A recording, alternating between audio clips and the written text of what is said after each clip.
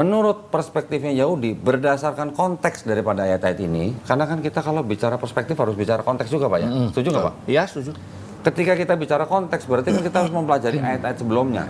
Nah, yang disebut sebagai Sar Shalom di sini adalah menurut mereka adalah Raja Hezekia. Karena Raja Hezekia pada zaman dia memerintah bangsa Israel, itulah masa yang paling damai. Gitu. Ketika ada perbedaan begini, berarti kan kita harus mengembalikan sebenarnya siapa yang punya otoritas untuk menafsirkan ini. Nah, gini. Nah, silakan. Kita ini waktu sekolah itu kan juga diajarkan tentang Ibrani.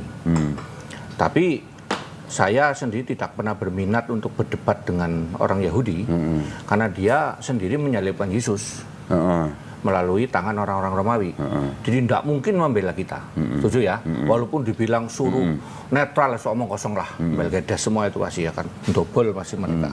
Karena semua orang akan dikuasai oleh perspektifnya sendiri. Tapi kalau kita lihat di dalam bahasa Ibraninya nih Mas, his name, jadi namanya, dia menggunakan morfologinya ini, gendernya maskulin, singular, genitive pronoun.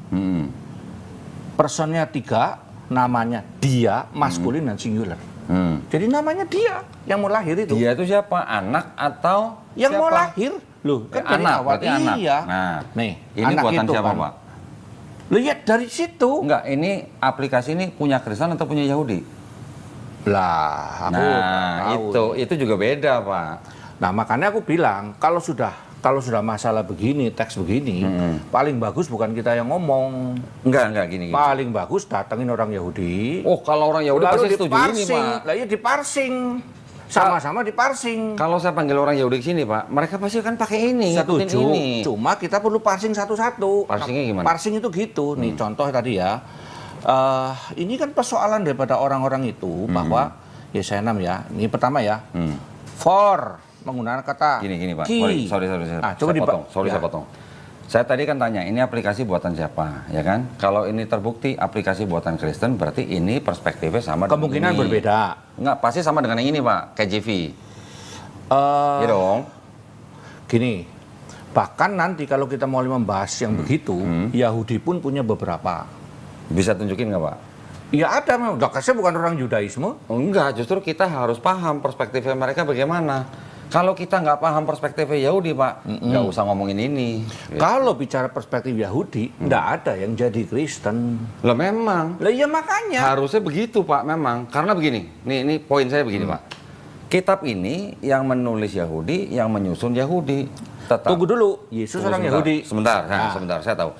Yang ini yang menulis Yahudi, yang menyusun orang Yahudi, dan akhirnya dijadikan perjanjian lamanya orang Kristen. Kalau bilang Yesus Yahudi, betul Pak, Yesus Yahudi. Tapi Yesus juga di dalam 4 gospel, yang menulis juga belum tentu orang Yahudi yang menulis. Ya. Dan yang menulis 4 gospel, itu setelah surat-surat Paulus tertulis Pak. Betul nggak? Setuju nggak Pak? Paulus atau 4 gospel dulu yang ditulis? Gospel dulu. Enggak. Ya, menurut gini ya. Ini memang sekali lagi karena kerumitan di situ. Enggak ada rumit sebenarnya Pak. Tafsirannya banyak.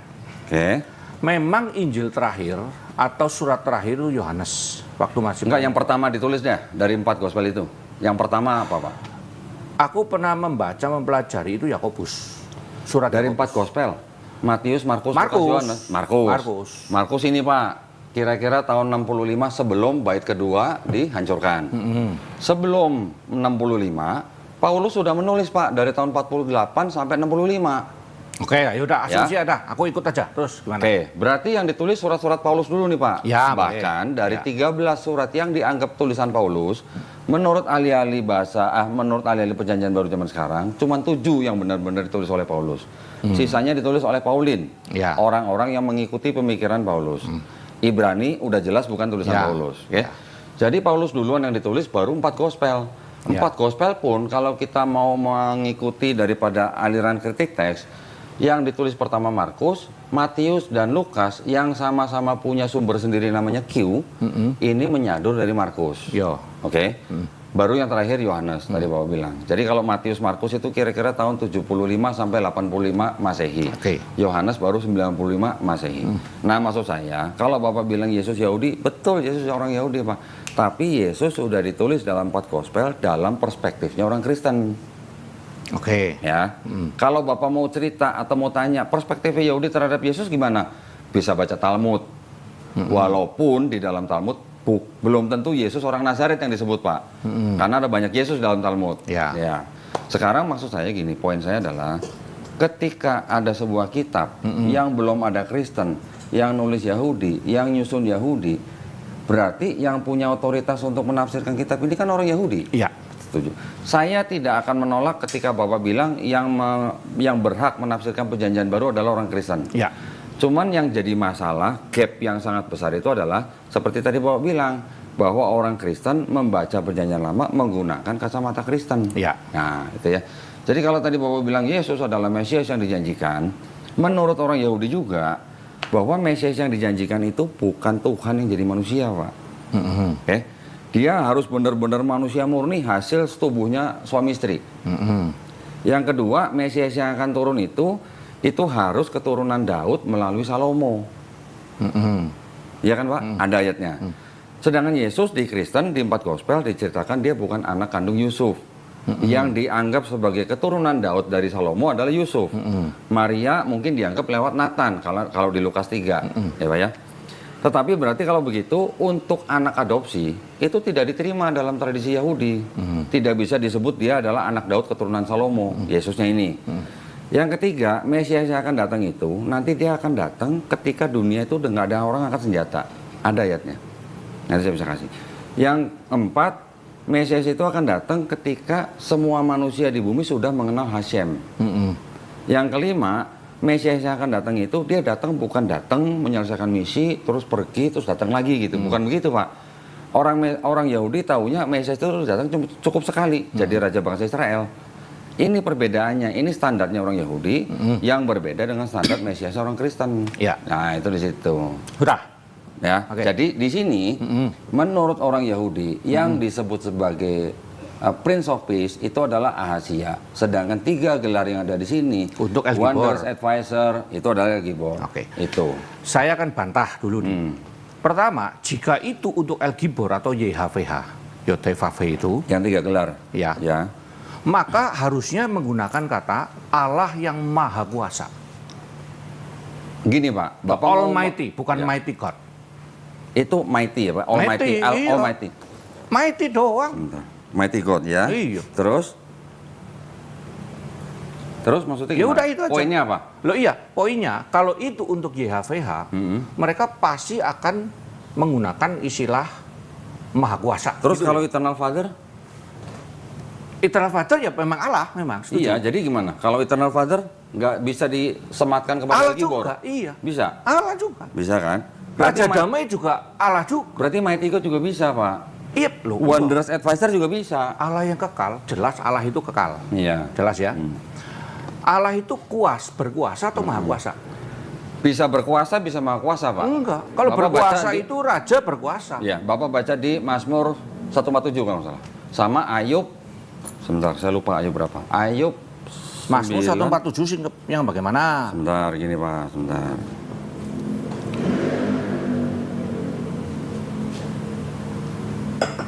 Oh, toilet sebelah mana? Ini toilet, ini sebelah sini. Mazmur Pak. 147.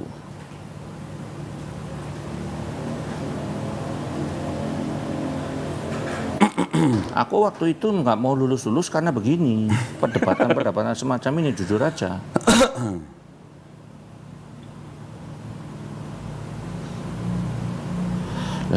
Caranya gimana malah ini? Sebentar Pak, ini saya biar ini. Kok Mazmur 9? Yang disebut dengan Tuhan yang Maha Esa ini, Hashem, dia bisa disebut Maha Kuasa, dia juga bisa disebut kuasa. Nih, contohnya misalnya.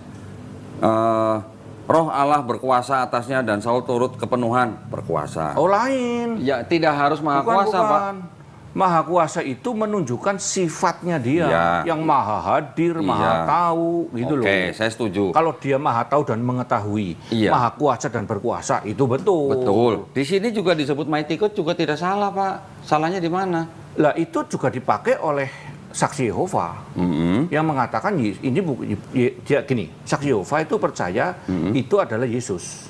Yang mana? Ayat tadi itu. Terus? Tapi dia mengatakan Yesus bukan Allah yang kekal. Karena apa? Nah, sekarang gini aja, Pak. Sekarang gini aja. Di seluruh perjanjian baru, ya, Pak ya, di seluruh perjanjian baru, pernah nggak Yesus disebut penasihat ajaib, Allah perkasa dan Bapa yang kekal? Tidak pernah ditulis. Oke, tidak pernah ya, Pak ya. Oke, terus berarti point of view-nya Jewish terhadap 3 gelar ini untuk Tuhan Yang Maha Esa sebenarnya tidak salah, Pak. Kecuali kalau di perjanjian baru Yesus pernah disebut penasihat ajaib, Allah perkasa dan apa namanya? Bapa yang kekal, itu lain cerita. Nah, kalau begitu, Pak, di sini kan mighty God. Di LAI TB diterjemahkannya bukan Allah yang maha kuasa, loh, Bukan, Pak. memang Allah yang perkasa. Iya. Allah yang perkasa salahnya di mana? Allah yang perkasa itu kalau menurut ini dulu nih ya, ini menurut saksi Yehova dulu, berarti Mendingan menurut Calvinis, menurut Pak. Kristen. Iya. Kalau menurut Kristen dia merujuk kepada Yesus yang waktu itu sedang berkenosis, mengosongkan diri sehingga dia menanggalkan kemahakuasaannya. Bukan. Maksud saya gini, Pak. Itu kan adalah pandangan Kristen terhadap Yesus yang sedang mengambil bentuk manusia. Iya. Yang saya tanya adalah di sini disebutkan, Bapak tadi kan berkata bahwa di sini kalau untuk Bapak, kalau untuk Yahweh. saya sebenarnya nggak mau pakai kata Yahweh nih, Pak, karena Yahweh itu ciptaan Kristen.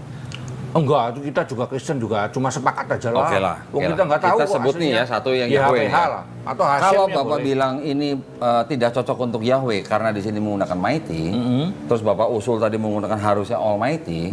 Kalau begitu di sini kenapa diterjemahkan perkasa bukan kuasa? Gitu. Iya, maha perkasa sama maha kuasa sama. Nah, iya, berarti sama, Pak. Berarti, Iya, memang sama. Berarti tidak ada masalah dengan mighty God di sini.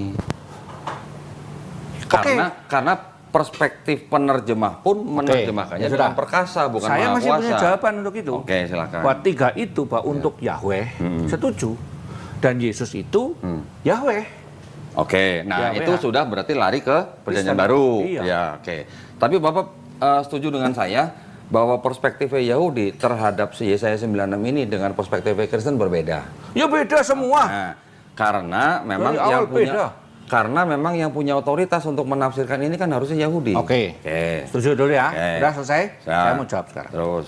Pertama, Yesus adalah rabi Yahudi. Terus. Paulus juga rabi Yahudi. Lalu Yahudi yang mana yang mau kita pegang? Terus. Itu dulu. Dalam zaman itu ada Hillel dan ada Shammai, Ya. 2 aliran besar. Ya semacam mazhab gitulah Ya. ya di zaman itu. Nah, jangan lupa Paulus itu adalah rabi, muridnya Gamaliel. Sehingga kalau dalil yang mengatakan bahwa Yahudi menerjemahkan itu juga rasul-rasul Yahudi semua.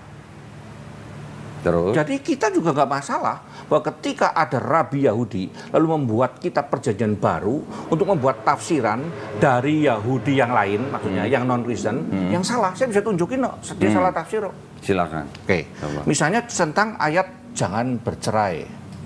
Enggak dari sini Pak Nah, kalau bisa. sebentar, aku mau nunjukin mereka bisa salah. Oke. Termasuk nanti salah ke sini, Oke. gitu loh maksudnya. Ya, oke. Nah, kita misalnya melihat di dalam Matius 32.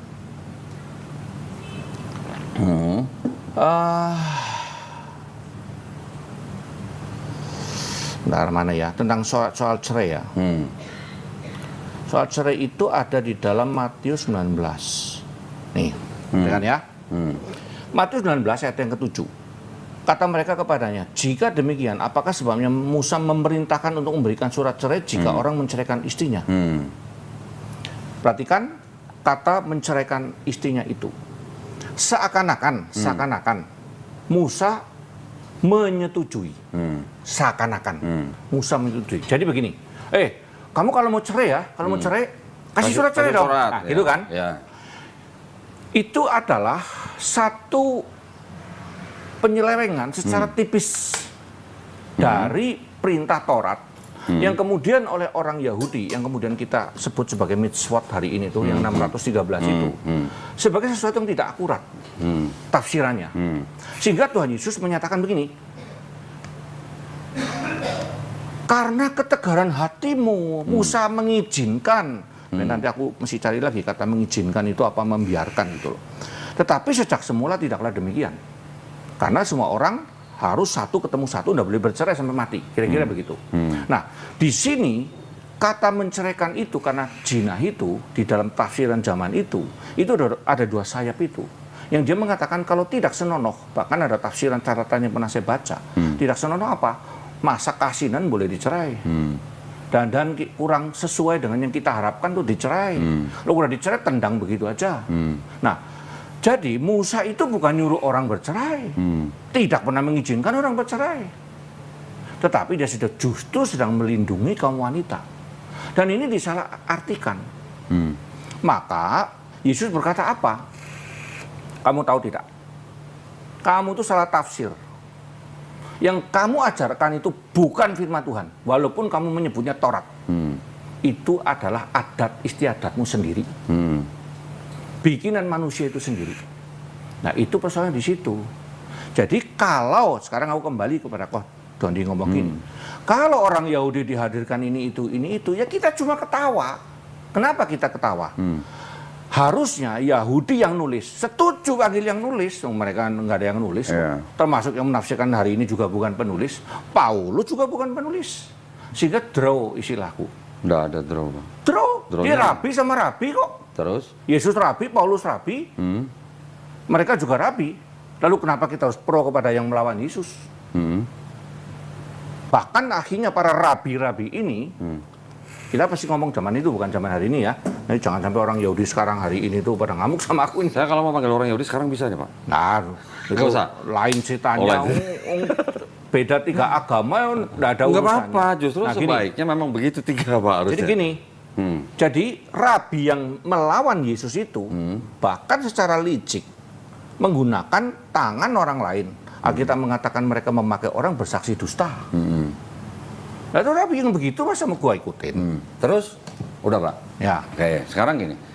Yesus sendiri menyuruh bangsa Israel untuk mengikuti ajaran orang-orang ahli Taurat dan ahli Farisi juga kan? Matius 23 ayat 1 sampai 3. Ya kan? Tetapi jangan ikuti kelakuan mereka. Berarti apa yang diajarkan ahli Taurat dan ahli Farisi itu masih disuruh untuk diikuti oleh bangsa Israel. Perintah Yesus.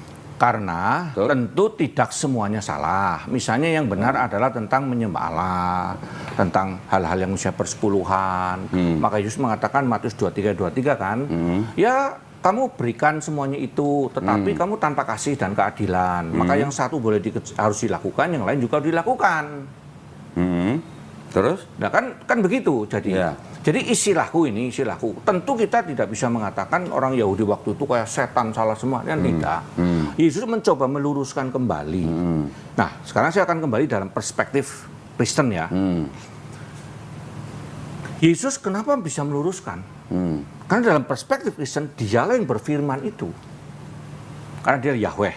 Nanti akan aku jelaskan kenapa saya percaya dia adalah Yahweh. Gitu. Kira-kira begitu. Nah, dengan demikian, maka tadi yang Dondi ngomong bahwa kenapa enggak ngikuti Yahudi? Lu kalau ngikuti Yahudi ya nggak ada yang Kristen. Ya memang harusnya. Lah iya kenapa? Kenapa harus ikut dia? Karena Kristen sudah mengadopsi Helenisme Yunani, paganisme Romawi, dan Platonisme. Bapak pernah dengar kata Philo, nama Philo? Philo. Ya orang Inggris bilangnya Philo. Ya, Philo. Ya boleh, tapi gini, hati-hati. Istilah mengadopsi itu apanya? Konsep ketuhanannya, Pak. Berbeda. Bedanya? Kristen enggak pernah, kalau itu sinkretisme namanya. Terus? Ya. Kalau kami bukan menganut sinkretisme, tetapi menggunakan metode yang dipakai pada waktu itu. Metode apa? Metode berpikir, metode bahasa, bahkan Philo itu dipakai pada, kalau nggak salah kata agape, filia, segala itu banyak diambil dari Philo kalau nggak salah. Ya. Jadi? Ya sudah. Bukan adopsi? Bukan. Loh, gini loh. Ini Pak, John 1:1. Ini New American Bible. Ya, pada mulanya adalah firman apa dan sebagainya. Hellenistic philosophy, Pak. Loh iya. Gini loh. Gini kok Dondi. Kalau hari ini aku mau berbicara sama Ko Dondi, cara menjelaskan satu hal yang paling rumit pakai bahasa apa? Mau bicara sama saya? Ya, ya bahasa ngapak paling gampang. Kita sama-sama orang ngapak. Ya. Apakah lalu berarti aku memakai ketuhanan ngapak atau Banyumasan untuk menjelaskan imanku? Tentu tidak. Nah, sekarang itu gini tanda Pak. petik adalah alat. Oke, saya paham. Jadi maksud Bapak, bagaimana orang-orang yang mengikuti filosofi Yunani menjelaskan kepada orang-orang Kristen awal pada waktu itu tentang konsep ketuhanan. Ya, kan? Begitu kan? ya. Cuman masalahnya, apakah konsep ketuhanan yang coba dijelaskan oleh filsuf-filsuf Yunani kepada Kristen-Kristen awal itu sama dengan konsep ketuhanan yang ada di PL?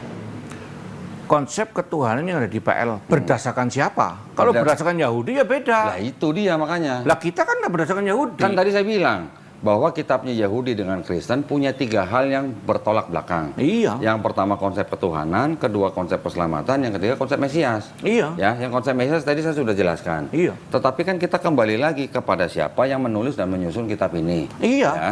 Ketika gini, sekarang saya coba kasih pertanyaan yang agak panjang nih Pak. Ya. Ketika Tuhan dikatakan bukan manusia, bilangan 23:19, Bilangan 2, 3. bilangan 23:19, yang lain juga banyak. Kita mesti pelan-pelan satu-satu. Ya, oke, terus. Makanya biar makanya biar nangkep saya saya bacanya pelan-pelan nih Pak. Ya, silakan. Saya lagi nyari ini soalnya terus terang HP-nya baru. Kok bisa beda dengan settingan yang lama. Ya. Oke. Ketika Tuhan bukan manusia, Tuhan bukan anak manusia, ya, bilangan 23:19, dan juga tidak ada yang serupa dengan apapun yang ada di bumi dengan Tuhan, dan juga Tuhan itu maha mengetahui, Ayub 37:16, Tuhan itu juga bukan manusia, Hosea 11:9, dan Yesus mengakunya dia sebagai anak manusia, ya Pak ya? Ya. Dia juga lebih banyak ngomong anak manusia sebagai dibanding dengan anak Allah. Dan Yesus juga tidak maha mengetahui, tidak seperti Ayub 37:16. Kristen akan mengatakan bahwa di dalam perjanjian baru itu yang Bapak tadi sebut di awal bayang-bayang, ya, itu adalah bayang-bayang Yesus yang akan datang. Oke? Tapi bagaimana mungkin bisa mencocokkan bahwa itu adalah bayang-bayang Yesus ketika ada Maleakhi 3 ayat 6 bahwa Tuhan itu tidak berubah. Gitu Pak. Ya, terus? Jadi artinya di dalam perjanjian lama, seluruh perjanjian lama tidak ada konsep Tuhan bisa jadi manusia, entah bagaimanapun caranya gitu. Mau hanya firman-Nya saja yang jadi manusia, atau Tuhan yang menampakkan diri menjadi manusia, Antropomorfisme. Nah, atau Teofani. Itu kan hanya istilahnya sebenarnya itu adalah malaikat-malaikat yang diutus kepada manusia-manusia, termasuk kepada Hagar, Ibrahim, Musa dan sebagainya. Itu adalah bentuk teofani sebenarnya. Teofani menurut kami. Iya kan menurut Bapak kan teofani kan itu kan. Ya. Menurut Yahudi tidak ada teofani. Ada, tapi malaikat. Bukan Tuhan itu sendiri yang turun, Pak. Ini belum dipakai ya? Ko Dondi ya? Mana? Oh, ini. Oh. Ya udah. Ya. Mudah-mudahan sih lah. Masuk nggak ya? Ya. Nah, maksud saya jadi di seluruh perjanjian lama tidak ada konsep Tuhan itu manusia, tidak ada konsep Tuhan itu bisa jadi anak manusia. Di mana Tuhan tidak bisa menjadi anak manusia? Bilangan 23:19. Coba mana sih? Coba silakan. Bilangan 23:19.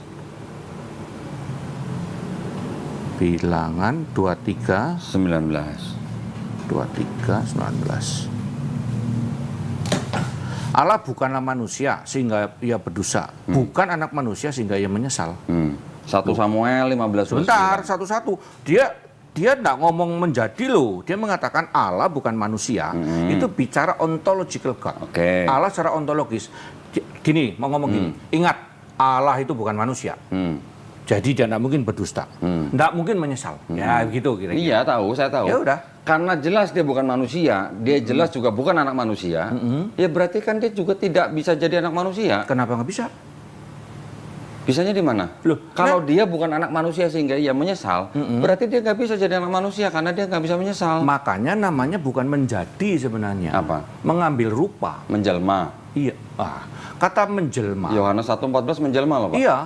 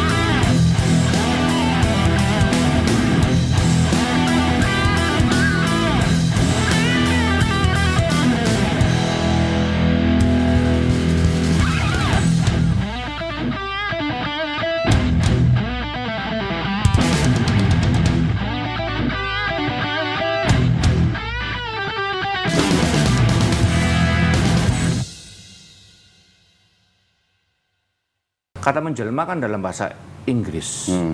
Indonesia. Bahasa Indonesia. Ya. Kata menjelma itu pernah dibahas itu sebenarnya bukan menjelma. Gini, kita persoalannya gini, waktu Prabu Angling Darmo menjelma menjadi belalang, berarti dia menjadi belalang, tetapi bukan lagi Prabu Angling Darmo. Nah ini kelemahan dari kata menjelma. Lah, kata menjelma, kalau nggak salah sak egeneto itu. Nah, ketika ini ada terjemahan lagi sak egeneto itu menjadi daging, berhenti sampai di situ. Paulus menjelaskan dia mengambil rupa itu, jadi mengambil daging. Paulus yang mana, Pak? Di ayat mana Paulus yang menjelaskan? Ibrani. Mengosongkan diri. Ibrani atau Efesus? Kalau, mengosongkan diri itu loh, kenosis. Ibrani kayaknya itu. Bukan. Aku jujur aja mungkin. Oke, mungkin ada lah. Mungkin ada. Ada, pasti iya, ada. Tapi maksud saya gini, Pak. Saya ingin tahu. Filipi 2 ayat 7. Oke, saya ingin tahu di mana di di seluruh perjanjian lama ada cerita Tuhan bisa menjelma atau mengambil bentuk manusia. Misalnya Abraham. Kenapa kami menyimpulkan bahwa yang datang 3 orang itu adalah Allah? Karena Alkitab berkata, Bapak bilang Kejadian 18 nih. 18, 19. Oke. Kalau Bapak baca 19, harusnya Bapak tahu yang 3 itu malaikat semua, Pak. 2. Mana ada 3? Yang Kejadian 18:1 kan 3. 3 datang 3. 2 datang ke sana. Ya. Kemudian dikatakan sebagai malaikat. Ya. Oke. Di dalam 19 ayat 23 dikatakan maka Yahweh menurunkan api dari Yahweh yang dari atas. Yahweh menurunkan api yang dari Yahweh dari atas. Nah, Bapak tahu nggak perspektifnya Yahudi terhadap 3 orang yang menampakkan diri di depan Abraham itu siapa aja? Ya malaikat lah pokoknya. Nah, malaikat, Pak, bukan Tuhan ya, Pak ya? Iya. Nah, yang saya tanya di seluruh perjanjian lama ada nggak Tuhan bisa entah dia menjadi anak manusia atau dia menjelma jadi manusia atau dia mengambil bentuk manusia, ada nggak, Pak? Ya itu ada. Bahkan dari malaikat katanya. Loh, dari perspektif Kristen. Loh iya, Kristen bilang malaikat. Enggak. 2 malaikat, 1 Tuhan. Teofani makanya. Bapak tahu nggak kan menurut perspektif Yahudi itu adalah malaikat tiga-tiganya. Iya, Yahudi itu Yudaisme. Lah iya, makanya maksud saya itu kan menurut Yahudi kan Tuhan tidak bisa menjelma jadi manusia atau mengambil bentuk manusia. Nah, itu urusan Yahudi lah. Kan kitabnya Yahudi, Pak. Ini kitab siapa? Kitab Yahudi. Paulus sama Yesus orang apa? Orang Yahudi. Ya, Yesus. Tapi ini sudah ada 5 abad sebelum ada Yesus, Pak. 5 abad ada sebelum ada Yesus. Iya. Ya terus kenapa? Persoalannya di mana? Loh ya, jadi kalau begitu yang berhak menafsirkan ini sebenarnya orang-orang yang Yudaisme atau orang-orang Kristen? Ya pada waktu itu Yesus dan Paulus ya Yudaisme dong. Yudaisme. Iya. Paulus Yesus Yudaisme. agamanya apa? Pada waktu itu. Kalau Bapak nanya agama, menurut saya perspektifnya siapa nih? Ya Kodoni aja. Perspektif Islam. Iya. Yesus Muslim, Pak. Ya itu nanti sama aja aku ngomong Iya. bahwa Abraham juga Kristen. Iya, itu perspektif Kristen. Iya. Nah, tadi kan saya bilang, kita lepasin dulu nih Pak. Iya. Saya lepasin baju Islam, Bapak lepasin baju Kristen. Jadi kalau Bapak nanya Yesus agamanya apa? Menurut Bapak, orang Yahudi, menurut orang Yahudi apa? dia rabi kok. Betul, Rabi. Rabi mana ada Rabi Kristen? Betul, Rabi Kristen. Iya. Rabi Yahudi. Iya. Terus kalau Rabi Yahudi dia agamanya apa? Ya Yudais toh. Apa sih Yudaisme itu? Kapan ada Yudaisme, Pak? Saya tanya. Yudaisme itu apa dulu definisinya? Ya orang-orang yang mengikuti ajaran daripada orang-orang Yahudi. Tanah. Iya, tanah. Nah, setuju kan? Setuju. Jadi Yesus dan Paulus justru taat mengikuti tanah. Oke. Atau perjanjian lama bahasa kita. Dan dia punya perspektif yang berbeda dengan Yahudi yang lain. Oke. Kan gitu. Sekarang. Dong akhirnya Nikodemus bertobat kok Oke. dalam sejarah. Sekarang kalau begitu, Pak, Ya. Yesus pernah nggak mengatakan dia membatalkan Taurat? Yesus tidak pernah mengatakan membatalkan Taurat. Paulus Dia pernah nggak hanya- mengatakan? Nah, sekarang kita definisikan dulu. Taurat itu apa? Ya ini hukum mungkin termasuk yang 613. Nah, lain. Apa coba? Lain. Kalau Kodoni nanti baca, istilah Taurat atau nomos atau Torah itu memiliki banyak sekali sesuai konteks. Jadi pada waktu Yesus berkata begini, ada tertulis dalam Torah dan Nebiim dan Ketubim berarti merujuk kepada Pentateuch. Oke. Lukas 24:46. Ya, siapa saja nanti Enggak, semua. memang itu Pak yang disebut Iya, Yesus. ada di Matius juga ada tentang Torah. Oke. Ada nggak Pak di seluruh Pentateuch, di seluruh Neviim, di seluruh Ketuvim bahwa ada kalimat Mesias akan menderita dan bangkit di hari yang ketiga? Nah, makanya aku bilang tadi. Nah, Pertama, dia akan menderita ada. Dia dikatakan sebagai bahwa rupanya pun tidak akan kau kenal. Yesaya 53. Ya. Yesaya 53 tuh bangsa Israel Pak, menurut yang punya kitab ini. Terus apa lagi? Lo jangan bangsa Israel. Yesus orang bangsa Israel, Enggak. Paulus orang Israel. Gini Pak. Lukas 24:46 mengatakan bahwa apa? Ini saya bacain. Ada kalimatnya jelas, ada kata Mesias loh Pak. Ya, kalau ada kata Mesias, berarti kan itu tertulis Pak tulisannya. Ya. Sebab ada tertulis demikian. Mesias harus menderita dan Ya. bangkit dari antara orang mati pada hari yang ketiga. Ada tertulis loh Pak. Ya. Kalau tertulis artinya kan tersurat. Lukas 2 berapa? Lukas 24, Lukas 2 ayat 24. Lukas Oh, 24 Lukas 24. ayat sorry. 46. Kayak HP anyar dari ini. Anu settingannya beda. Lukas 24 ayat 46. Iya. Oke. Ada tertulis demikian. Berarti tersurat nih Pak ya. Bukan tersirat loh, Bukankah Pak. Mesias harus menderita semua itu untuk masuk ke dalam kemuliaannya? Hmm. Mereka lalu ia menjelaskan kepada mereka apa yang tertulis tentang dia dalam seluruh kitab suci, Ya. mulai dari kitab Musa dan segala kitab nabi-nabi. Dari mulai 4 berapa nih? 44 ya kan? 26 tadi itu. 24 Iya. ayat 26. Bukankah Mesias Bukan menderita? 26 46. Oh, 46. 46. Dari 45 boleh, dari 44 boleh. Ya, terus Ya. Ada ini yang dianggap perkataan Yesus ya Pak ya. Ada tertulis demikian. Mesias harus menderita dan bangkit dari antara orang mati pada hari yang ketiga. Nah, saya tanya di seluruh Pentateuch, di seluruh Neviim, di seluruh Ketuvim. Karena kalau di sini di ayat 44-nya ditulisnya adalah dalam kitab Taurat Musa dan kitab Nabi-Nabi pokoknya tanah dan lah. kitab Mazmur. tanah. Karena sebenarnya pada waktu penyebutan itu untuk menyebut keseluruhan tanah. Oke, nah sekarang dari Kejadian sampai Maliaki ada nggak Pak kalimat Mesias harus menderita dan bangkit dari antara orang mati pada hari yang ketiga? Ada. Tolong Pak. Nah, pertama perhatikan. Ya. Kita udah sepakat tadi di dalam Alkitab tertulis itu begitu banyak gaya sastra atau disebut dengan genre. Genrenya ada yang majas, ada yang tipologi. Tapi ini tertulis loh Pak. Sebentar, Eh? tertulis. Iya. Semua kan tertulis. Iya, iya. Tertulis itu tidak berarti literal. Kata Mesiasnya gimana? Iya, loh. Bahwa Mesias akan menderita, ada. Rupa pun tidak akan kamu kenal. Enggak, Bapak langsung sebutin ayatnya aja. Loh, Saya udah iya, tahu. ada Yesaya pernah dengar ayat 53. itu nggak? Yesaya 53. Ya kita cek dulu. Silakan. Karena nanti situ apa Alkitabnya mana rusak lagi. Enggak, kalau Bapak bilang rupanya pun tidak kita kenal itu udah pasti Yesaya 53.